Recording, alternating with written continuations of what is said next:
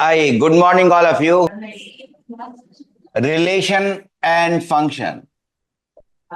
तो आज संबंध का, ठीक है, तुल्यता संबंध हो जाना, संबंध का तुल्यता संबंध हो जाना, ठीक है।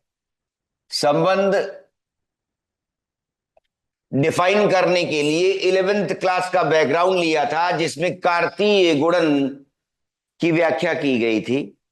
उसी कार्तीय गुणन से, उसी कार्टेशियन प्रोडक्ट से, Cartesian product of the two sets which are non empty A and B, उनमें से कोई उपसमुच्चय, any subset of A cross B, A and B being non empty, उनमें से एक सबसेट उठा के ये दिखाया था, ये परिभाषा दी थी कि कोई भी सबसेट जो कार्टेशियन प्रोडक्ट ए और बी का बनेगा, ए और बी जबकि नॉन एम्पटी अरिक्त समुच्चय हैं, तो उसे संबंध कह रहे हैं।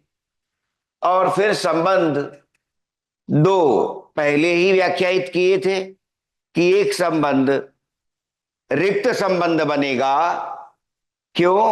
एम्प्टी सेट, रिक्त समुच्चय, सभी समुच्चयों का उप समुच्चय माना जाता है, क्योंकि संबंध की परिभाषा ये दे रहा हूं, ये लिखी गई है कि ए क्रॉस बी का कोई कार्तीय गुणन यदि उपसमुच्चय लिया जाएगा उसमें से, तो वो संबंध कहलाता है। क्योंकि फाई एम्प्टी सेट हर समुच्चय का उपसमुच्चय हुआ करता है, इसलिए उसे रिक्त संबंध कहते हैं। और समुच्चय स्वयं खुद का उपसमुच्चय माना जाता है। Any subset is a subset of itself also, ठीक है। एक सेट खुद का समुच्चय उपसमुच्चय हुआ करता है, कोई दिया हुआ समुच्चय खुद का उपसमुच्चय हुआ करता है, इसलिए उसे भी संबंध कहा जाता है। और इस संबंध को सार्वत्रिक संबंध, यूनिवर्सल रिलेशन कहते हैं। तो दो संबंध इस तरह के थे जो स्वयं ही परिभाषित हो रहे हैं, एक अरिक्त संबंध और एक सार्वत्रिक संबंध, ठीक है। उसके बाद प्रकार में ये बात आई थी कि कौन कौन से प्रकार हो सकते हैं संबंधों के, तो उदाहरण लेकर उसे सिखाने की कोशिश की गई थी और बैकग्राउंड डेवलप किया गया था, ताकि सवाल जो तुल्यता संबंध के हैं वो अच्छी तरह समझ में आए। इसकी पृष्ठभूमि में काफी बोला गया कि संबंध किस प्रकार के होंगे। पहला संबंध लिखा था, तो संबंध का तुल्यता संबंध हो जाना, ठीक है। कब तुल्यता संबंध कहलाएगा? ठीक है, यदि संबंध पहले, ठीक है, स्वतुल्य हो, रिफ्लेक्सिव हो। स्वतुल्य, अब स्वतुल्य की परिभाषा लिखी थी। स्वतुल्य हो रिलेशन, उसमें क्या था कि अगर कोई ए, स्वतुल्य कब है? स्वतुल्य तब है for all a belonging to A. और यह भी कहा था कि अगर दो सेट है तब कहा जाता है क्या? ए क्रॉस बी का सबसेट, ठीक है, is a relation from A to B, ठीक है, subset is a relation from A to B, ये था। लेकिन अगर बी कहीं ए हो जाए, बी ए हो जाए, तो ए क्रॉस ए से हम कहते हैं, इसमें से जब सबसेट लाएंगे, जब इसमें से सबसेट लाएंगे तब उसे कहते हैं relation on A, relation on A. तब इस तरह से नहीं बोलते, क्या? Relation from A to A, relation from A to A तब नहीं बोला जाता। इसमें बोला जाता है relation from A to B, और इसमें बोला जाता है रिलेशन ऑन ए। तो अब सेकंड में, अभी बाद में आएंगे, पहले इसे परिभाषित फिर से कर दें।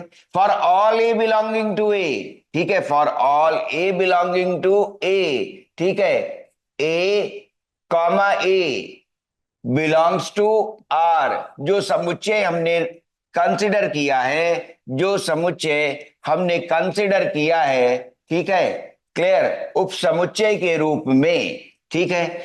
यदि उसमें ऐसे क्रमित युग्म ऑर्डर्ड पेयर, यदि उसमें ऐसे ऑर्डर्ड पेयर निहित होंगे तब हम उसे स्वतुल्य कहेंगे। उस उपसमुच्चय में जिसमें कि ऐसे क्रमित युग्म आएंगे ordered pairs, the set containing the ordered pairs like this in which the element is same as its image, in which the element is same as its image, जिसमें कि एलिमेंट और इमेज एक समान आए हैं a कमा a, जैसे 1 1 2 2 3 3।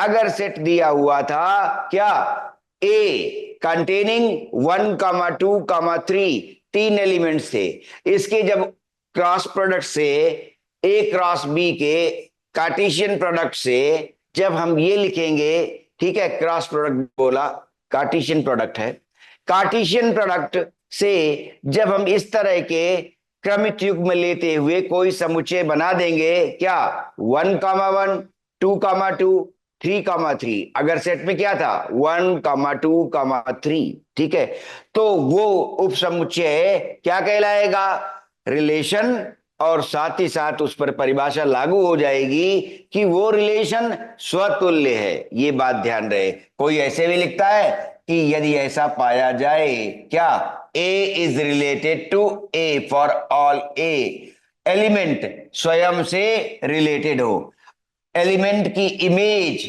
ठीक है, एलिमेंट की इमेज उसकी जैसी हो, A related to itself. Second था स्वतुल्य के बाद सिमेट्रिक, ये रिफ्लेक्सिव है। स्वतुल्य कौन सा है, रिफ्लेक्सिव, ठीक है, और सिमेट्रिक कौन सा है, उसे देखिए, सिमेट्रिक। तो सिमेट्रिक में क्या आएगा, ये देखिए, सिमेट्रिक में कह रहे थे सममित, ठीक है। अब कोई संबंध सममित संबंध कहलाएगा, कब कहलाएगा, for all A comma B belonging to A, set में यदि ये दो एलिमेंट्स हैं और ऐसा हो क्या कि A रिलेटेड टू B, ठीक है, मतलब अगर ऐसा क्रमित युग्म A कॉमा B रिलेशन में पाया जाए तो साथ ही साथ उसका इंप्लीकेशन क्या हो, B related to A, B भी A से रिलेटेड रहे, ठीक है, A B का भाई है, तो B, अगर ये दोनों भाई थे तो B भी A का भाई हो, ये भी क्रमित युग्म उस उपसमुच्चय में आया हुआ हो, ठीक है। उस सबसेट में यदि, जिसे हम रिलेशन कहने जा रहे हैं, तो उसमें यदि A रिलेटेड टू B पाया जाए तो उसका अर्थ ये भी निकले कि B रिलेटेड टू A भी उसी में है। यदि B रिलेटेड टू A ये स्थापित नहीं कर पाया, यदि A रिलेटेड टू B से B रिलेटेड टू A प्राप्त नहीं हो पाया तो फिर हम उसे सिमेट्रिक रिलेशन नहीं कहेंगे। माना कि 1 2 है किसमें, रिलेशन में। अब 2 1 यदि नहीं पाया जाएगा उसमें तो हम कहेंगे कि दिया हुआ उपसमुच्चय क्या सममित, सिमेट्रिक नहीं है। The given relation is not a symmetric set because A related to B doesn't imply here B related to A, B A से रिलेटेड नहीं रहा, इसलिए हम कहेंगे दिया हुआ उपसमुच्चय क्या नहीं है, सिमेट्रिक रिलेशन नहीं है। तो B रिलेटेड टू A ऐसे भी लिखते हैं लोग, क्या B कामा A भी इसमें पाया जाए। दोनों ढंग से लिखे दे रहे हैं, आपको जो भी पसंद आए वही लिखिएगा, या तो ये वाला लिखिए और या तो ये वाला लिखिए, ठीक है।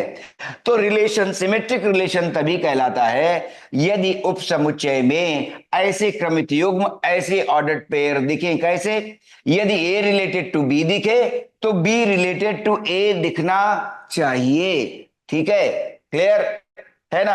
अब मान लो ये दोनों भाई नहीं होते, मान लो भाई बहन होते, तो देखो A रिलेटेड टू B, ठीक है, A B का भाई है और A और B स्वयं में भाई बहन है, ठीक है। तो फिर अब ये नहीं कहा जा सकता कि B जो बहन है वो रिलेटेड टू A, बहन, ठीक है, भाई से, ठीक है, भाई नहीं बन सकती ना, तो फिर क्या कहे, बी रिलेटेड टू ए, ठीक है, बी ए का भाई है नहीं, बी तो ए की बहन है। फिर से देखना, ए और बी, ये भाई और बी बहन, ठीक है, तो ए रिलेटेड टू बी इस तरह से आया। क्या बी रिलेटेड टू ए उसी फॉर्म में रहेगा?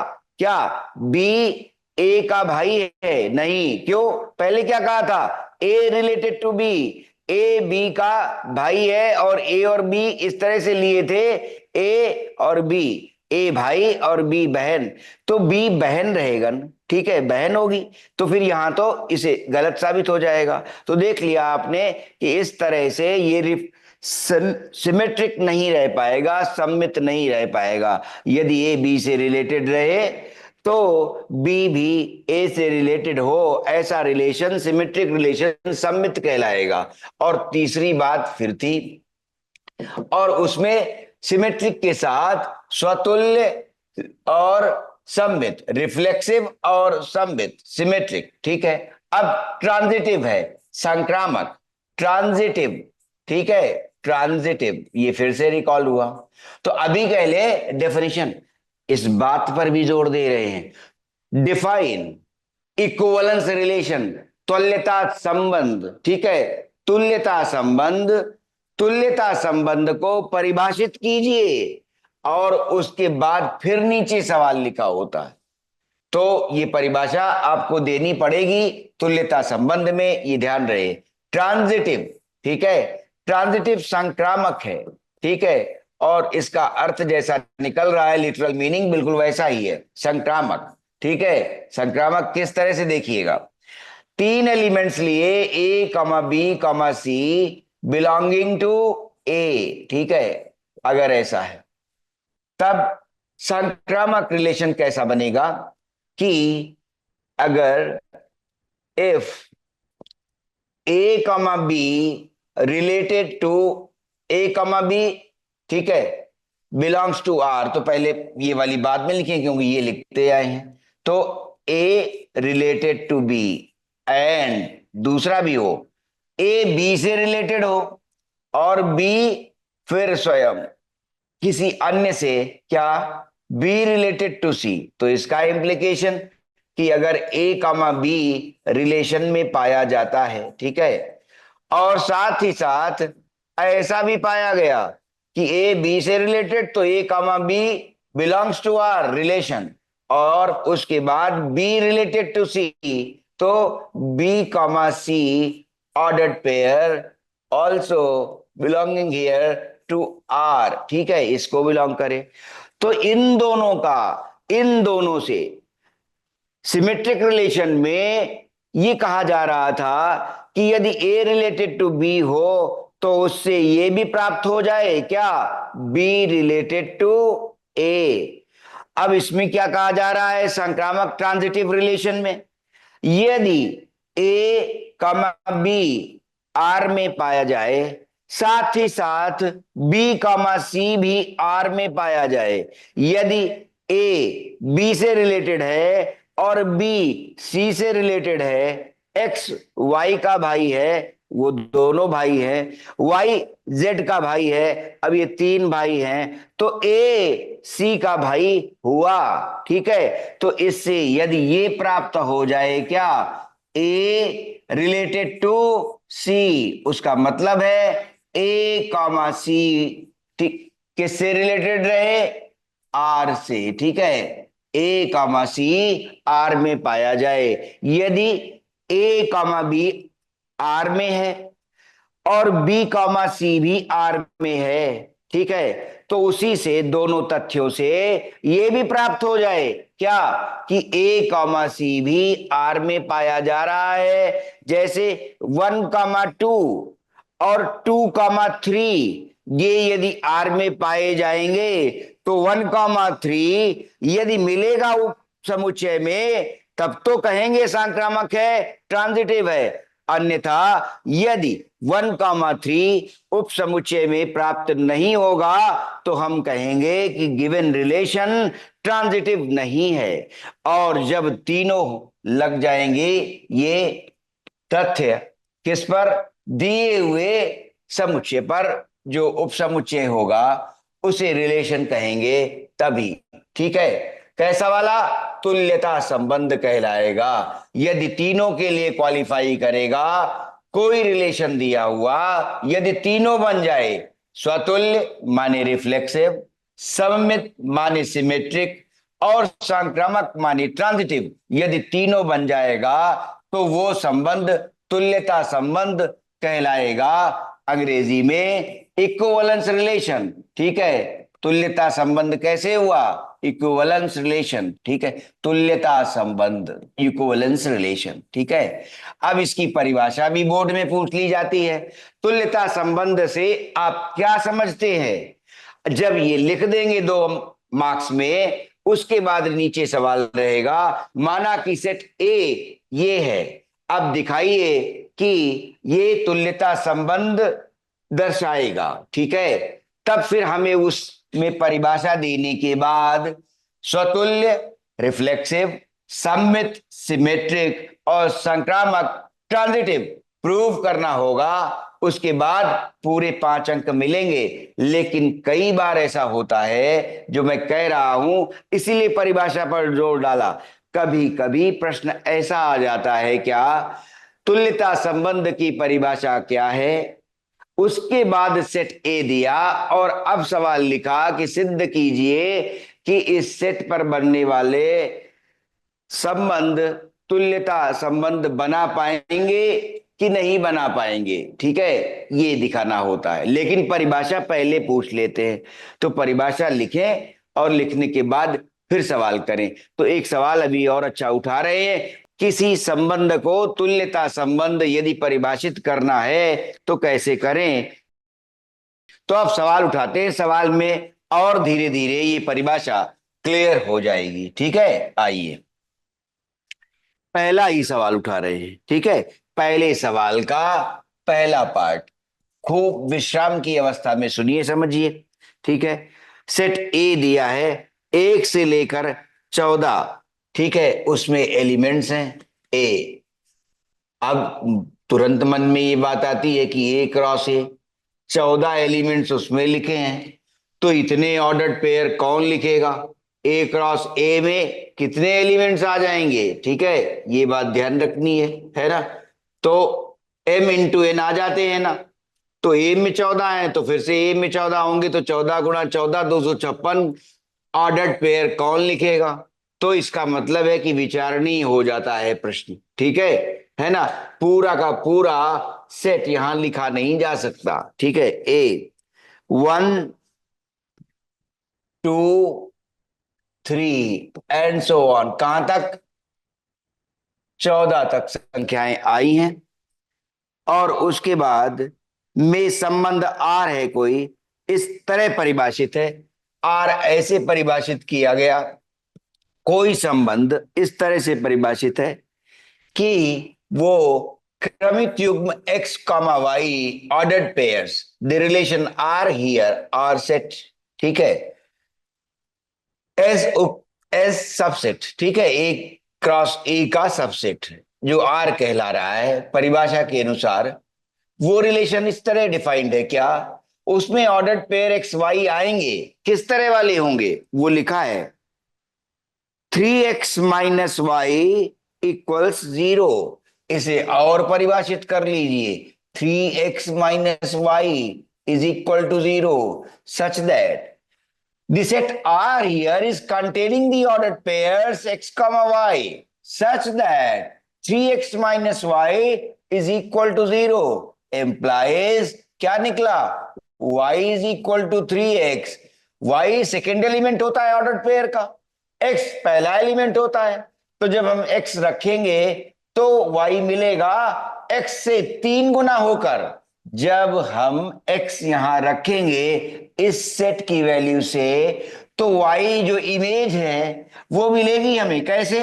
x के 3 गुना हो जाने से। ठीक है, ऐसा संबंध रिफ्लेक्सिव, सिमेट्रिक और ट्रांजिटिव देखना है।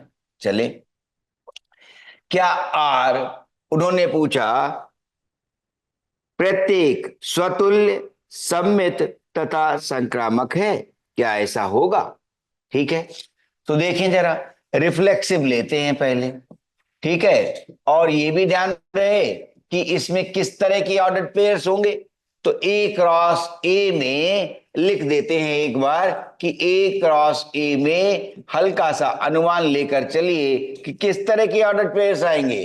ठीक है, 1,1, ठीक है, 1,2, ऐसे चलते जाएंगे 1,14 तक। फिर क्या होगा, 2,1 और 2,2, फिर चलते जाएंगे और 2,14 पर पहुंच जाएंगे।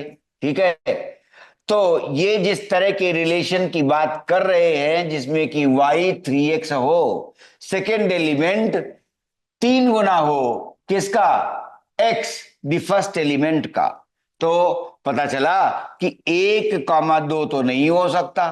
ठीक है, इसके अंदर 1,3 जरूर हो जाएगा, क्योंकि उस समय 3 1 का 3 गुना हो जाएगा। तो ऐसे ऑर्डर्ड पेयर्स लिए जाएंगे, ये ध्यान रहे। लास्टली हम कहेंगे कि 14 पर आ गए। ठीक है, और 14 पर जब आ गए ऐसे करते करते, तो 14,1, ठीक है, 14,2, 14, ये सुविधा के लिए लिख लिया कि इस तरह की पहचान बना ले। तो अब हमें देखना है पहला रिफ्लेक्सिव होगा कि नहीं। ठीक है, रिफ्लेक्सिव क्या कहता है, ए रिलेटेड टू ए, ठीक है ना, for all a belonging to A, ऐसे मिल जाए हमें। ठीक है, ऑर्डर्ड पेयर्स। और तब जब सेट में जो रिलेशन के लिए उपसमुच्चय है, ऐसे ऑर्डर्ड पेयर्स मिल जाएं जिनमें कि एलिमेंट खुद से रिलेटेड हो। ठीक है, a the element is same as its image. ठीक है, अगर ऐसा पाया जाएगा तो क्या संभव है, जरा देखें। कब डिफाइन किया गया, वो कहते हैं कि x कामा वाई रिलेशन में तभी माना जाएगा, तभी आएगा जब कैसा कैसा हमारे पास ऑर्डर पेयर हो, in which y is equal to 3x। ठीक है, तो हम कैसे कहें, a रिलेटेड टू a का क्या अर्थ निकलेगा, देखो जरा, 3a minus a is equal to 0, या a is equal to 3a, impossible. ठीक है, ऐसा नहीं हो सकता। ठीक है, हो सकता है, नहीं हो सकता, इसलिए रिफ्लेक्सिव नहीं रहा।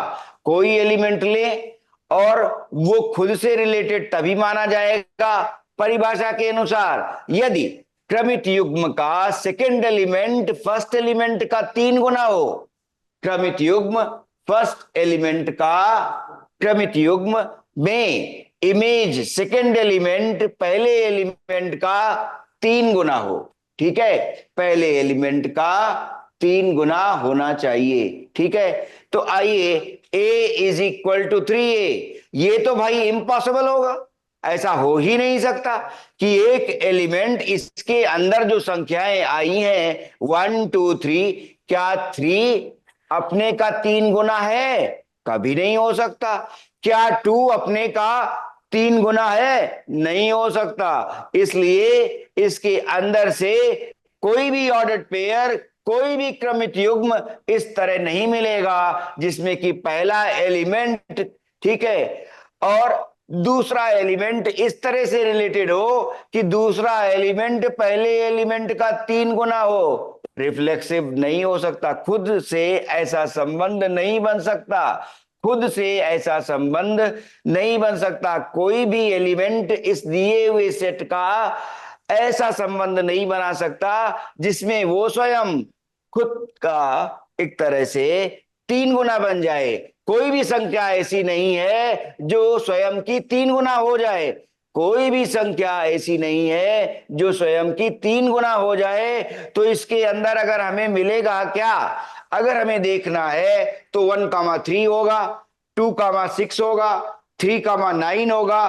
तो अगर हम इसको देखते हैं तो हमारे पास आर में कैसे क्रमित युग्म होंगे, तो जैसे हमने ए क्रॉस ए के सारे क्रमित युग्म को यहां पर निरूपित करने के लिए संकेत किया है, उसी तरह से आर के क्रमित युग्मों को हम फिर से सांकेतिक अंदाज में लिख रहे हैं क्या, कैसे एलिमेंट्स इसके अंदर आएंगे जरा देखिए।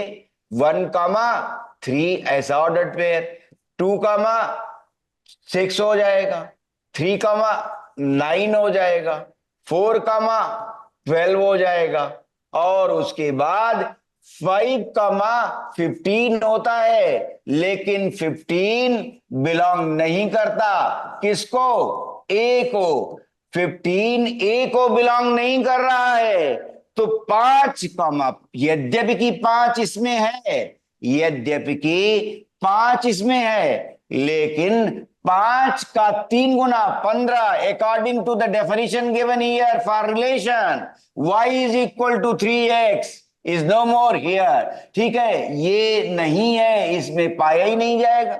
इसमें तो 1 से लेकर 14 तक आ सके हैं। ठीक है, इसलिए हमारे पास रफली ये कर लेना चाहिए कभी कभी कि अगर कहीं कोई त्रुटि ना हो जाए, मन में ये बात आए, तो बगल में कहीं रफली आर को डिफाइन कर लीजिए कि आर में यदि क्रमित युग्म होंगे तो कौन कौन से होंगे।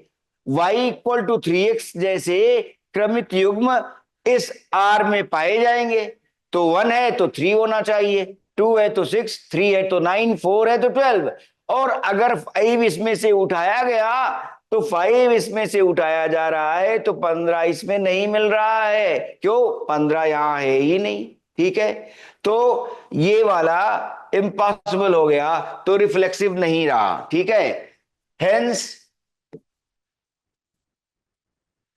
Hence R is not reflexive, R reflexive नहीं है। क्यों, ऐसा नहीं हो सकता कि दिए हुए सेट ए में से कोई संख्या उठाए तो वो स्वयं की 3 गुना बन जाए जब वो सेकेंड एलिमेंट हो। ठीक है, आइए रिफ्लेक्सिव के बाद क्या देखें, सिमेट्रिक बनेगा, सममित। ठीक है, ये स्वतुल्य था, और उसके बाद सिमेट्रिक की बात आ रही है, स्वतुल्य सिमेट्रिक। तो सिमेट्रिक देखें, सिमेट्रिक में क्या है, ए कामा बी रिलेटेड रहेगा। ठीक है, ए कामा बी यदि आर में पाया जाए, दोनों तरह से लिखने की बात कह चुका हूं मैं पहले से, तो उसका इंप्लीकेशन क्या हो, बी रिलेटेड टू ए। ठीक है, तो माने बी कामा ए भी पाया जाए। ठीक है, ऐसा ये मिलना चाहिए, ये आर में पाया जाएगा तब तो सिमेट्रिक होगा, अन्यथा नहीं होगा। और ए कामा बी ए को बिलोंग करते हैं। चलिए देखा जाए, इसका मतलब क्या है, ए इज इक्वल टू, लेकिन अब यहां एक्स लिखा है तो फिर एक्स भी लिख सकते हैं आप। ए इक्वल टू कितना, 3b। ठीक है, वाई, वाई लिखेंगे, b is equal to 3a। ठीक है, और लिख देते हैं फिर से, x की जगह, b की जगह y is equal to 3x। अगर ऐसा है, दोनों लिख दिए। अगर ऐसा है क्या, b is equal to 3a, तो उसका इंप्लीकेशन कैसा होना चाहिए कि फिर से b रिलेटेड टू a, तो माने a is equal to 3b हो जाए। तो a और b तो यहां के अंक हैं, 1,3, 3 क्या है, 1 का 3 गुना है।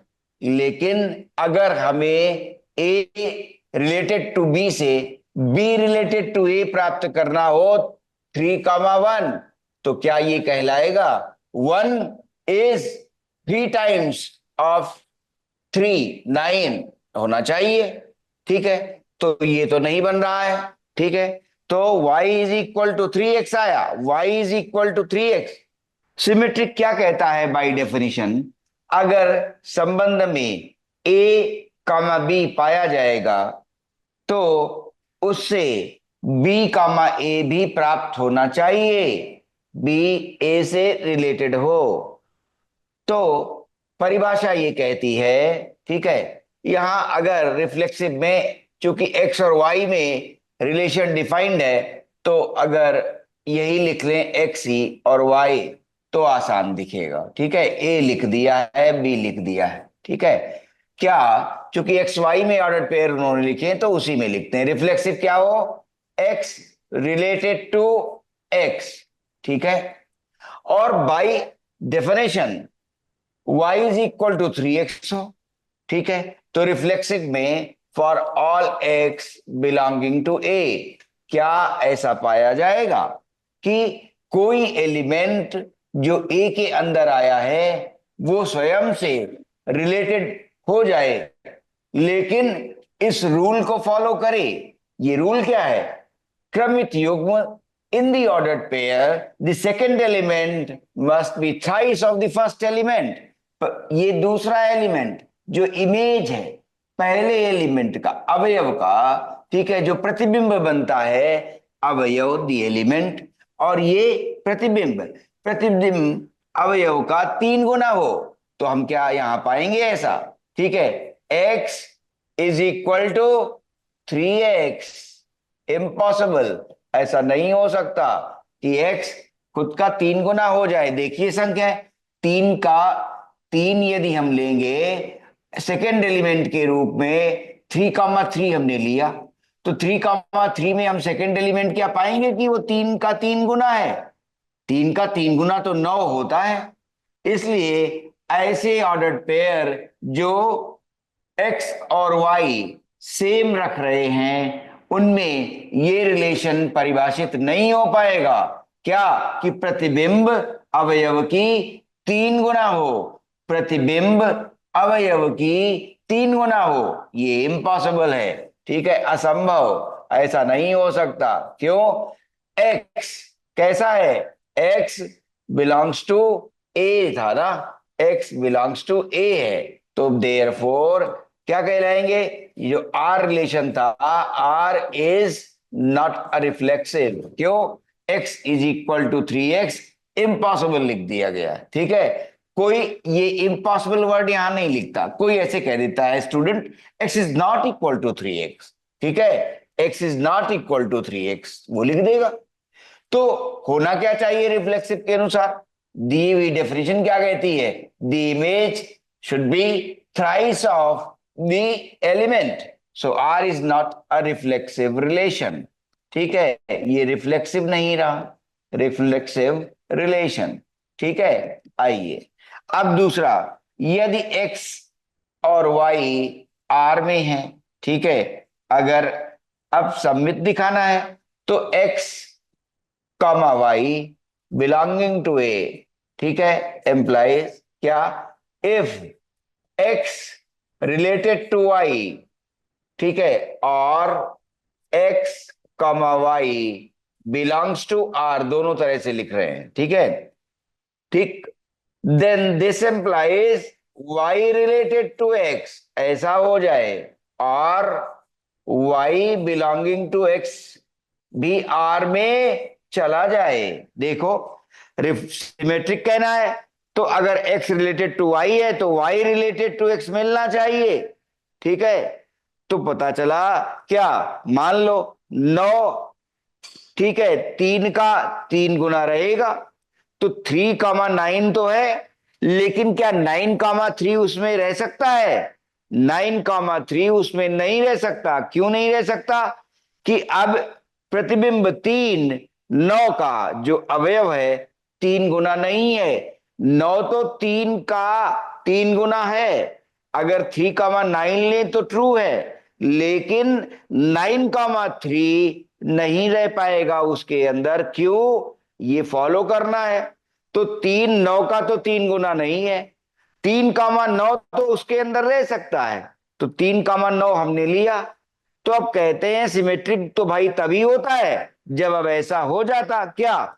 9 रिलेटेड टू 3, ठीक है, तो 9 रिलेटेड टू 3 ये ठीक है, यहां पर 3,9 रहेगा, ठीक, इस तरह से। लेकिन अब अगर हम 9,3 लिखें तो 3 रिलेटेड टू 9 नहीं बन पाएगा, कारण वो जो y3 है अब वो 9 का 3 गुना नहीं हो सकता। तो अब देखिए इसे लिखा कैसे जाए गणितीय अंदाज में, व्याख्या तो कर दी, फॉर्मुलेशन कैसे किया जाए? फॉर्मुलेशन जरूरी है। तो रिलेशन वाले सवाल जब धीरे धीरे धीरे धीरे गहराई बढ़ेगी सवालों में, तो फॉर्मुलेशन आना चाहिए कि x रिलेटेड टू y का मतलब निकलता है क्या? मतलब ये कि y is equal to 3x होना चाहिए। तो फिर y रिलेटेड टू x निकल आए, तो मतलब क्या हो, ठीक है, 3 y रिलेटेड टू x निकल आए तो माने x is equal to 3y होना चाहिए। ठीक है, इससे क्या हुआ, y, इससे यही निकला y is equal to 3x implies x is equal to y by 3। ठीक है, तो यहां क्या है, ये y बाई 3 बन रहा है, x देखो जरा, y by 3 is equal to 3y। ऐसा कैसे, कोई एलिमेंट y है, कोई नंबर यहां लिया जाए तो उसका बटे 3 बराबर गुणा 3, ये कैसे निकलेगा, ये तो गलत है। तो कभी भी y is equal to 3x से हमेशा क्या मिलेगा, x is equal to Y by 3। अगर हम सिमेट्रिक देखना चाहते हैं तो कोई क्रमित युग्म यदि रिलेशन में है, कैसा, y इक्वल टू 3x को फॉलो करने वाला, y इक्वल टू 3x को क्वालिफाई करने वाला, फॉलो करने वाला, तो उससे गणितीय अर्थ क्या निकलेगा, y इक्वल टू 3x दे रहा है कि x is equal to Y by 3 हो गया, और y related to x, y comma x belonging to r क्या इंप्लाई करता है, x is equal to 3y है। तो फर्स्ट और सेकंड तो इक्वल नहीं रहे ना, तो फर्स्ट ये था जो कह रहा है कि अगर x y से रिलेटेड हो, रिलेशन में पाया जाए तो x कैसा होगा, y बाई 3। लेकिन यदि y रिलेटेड टू x पाना चाहते हैं, प्राप्त करना चाहते हैं, तो वो क्या बनाएगा संबंध, x is equal to 3y, और ऊपर बना रहा है x is equal to Y by 3। तो क्या ये दोनों इक्वल हैं सब, ये दोनों इक्वल है क्या, नहीं है। तो हम यहां लिखेंगे क्या, कि फर्स्ट एंड सेकेंड, ठीक है, इक्वल नहीं है, first is not equal to second. First क्या कह रहा है, फर्स्ट कह रहा है x is equal to Y by 3, और second y related to x क्या कह रहा है, x is equal to 3y। भाई ऐसा कैसे हो सकता है कि एक x कह रहा है y बाई 3 के बराबर है, दूसरा x कह रहा है वो 3y के बराबर है। So first is not equal to second, इसलिए क्या हुआ, therefore given relation R is not a symmetric relation, is not a symmetric relation, hello. Symmetric relation नहीं रहेगा, तो सिमेट्रिक नहीं रहा। अब क्या था, तीनों दिखाने थे कि रिफ्लेक्सिव होगा कि नहीं, सिमेट्रिक होगा कि नहीं, ट्रांजिटिव होगा कि नहीं। तो अगला थर्ड पार्ट जो दिखा रहे हैं कि ट्रांजिटिव है कि नहीं, पहले सवाल में। चलिए ये बात समझ गए कि रिफ्लेक्सिव नहीं निकलेगा, क्यों, कोई भी एलिमेंट खुद का 3 गुना नहीं होगा। यहां जो नंबर्स लिखे हैं इनमें कोई नंबर में ऐसा चमत्कारिक नंबर तो नहीं हो सकता क्या, कि जो स्वयं का और 3 गुना, तीन, ये मैंने तीन का खुद 3 गुना कैसे हो सकता है, नहीं हो सकता कभी, रिफ्लेक्सिव नहीं है। सिमेट्रिक में क्या हुआ कि एक बात रिलेशन में क्या आई, x is equal to Y by 3 हो, और दोबारा अगर हमें सिमेट्रिक रिलेशन चाहिए तो वो कहता है भाई x is equal to 3y हो। तो x is equal to Y by 3 एंड x is equal to 3y can't happen simultaneously, एक साथ नहीं हो सकता ऐसा, इसलिए सिमेट्रिक भी नहीं रहा। ठीक है, शुभकामनाएं।